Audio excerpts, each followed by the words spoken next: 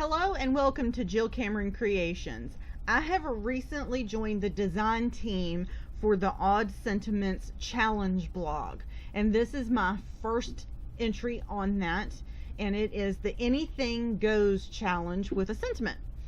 I am using the Paper Shelter image suite, and it's part of the retro collection, and I absolutely think it's the most adorable thing ever.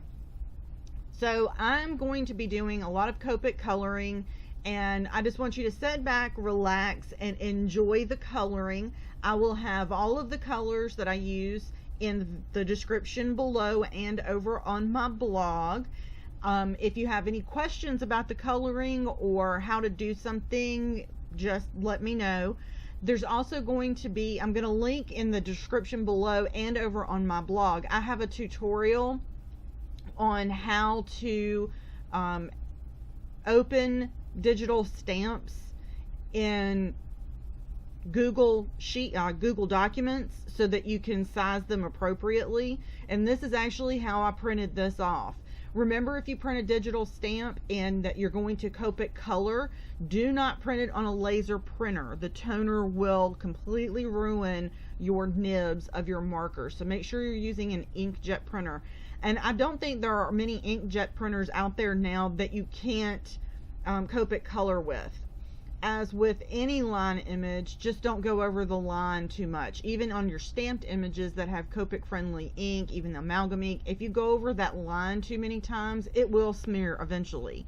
And an inkjet printer is exactly the same. So remember, when you're printing your digital stamp images that you want to color like this, just be sure to print them out on your inkjet printer and not a laser printer.